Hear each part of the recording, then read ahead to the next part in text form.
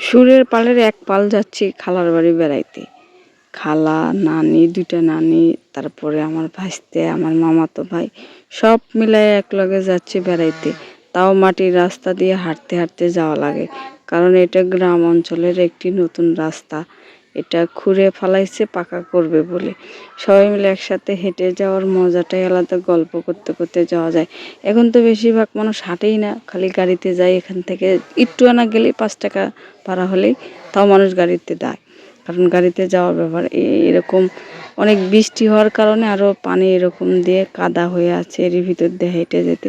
সবাই মিলে হাঁটতেছে, ছবি উঠাইতেছে, দেন ছবি তুলতেছে সবাই দেরি থেকে। গ্রামের ভিতরে আসলে অনেক সুন্দর জায়গা। গ্রামে যারা থাকে তারাই আসলে বুঝে যে গ্রামের পরিবেশটা কত সুন্দর, অনেক সুন্দর হয়েছে। সবাই মিলে এতগুলো মানুষ একজনের বাড়িতে যে থাকবো, খাবো, তাহলে ভাবেন। কিন্তু দাওয়াত দিয়েছে ঠিকই, হাত জব করে খাওয়াবে, বড় একটা আধাস জব করবে, পরে এই কারণে আমাদেরকে যেতে বলছে। আমি অনেক দিন হলে যাই না, অনেক বছর হচ্ছে, এই কারণে আমার উপলক্ষে সবাই যাওয়া হচ্ছে। তো ভাবলাম যেতে যাই। দেখেন তাও যাচ্ছে আলিয়া ঘাটের ভিতর দিয়ে। ভালো থাকবেন, সুস্থ থাকবেন, পরবর্তী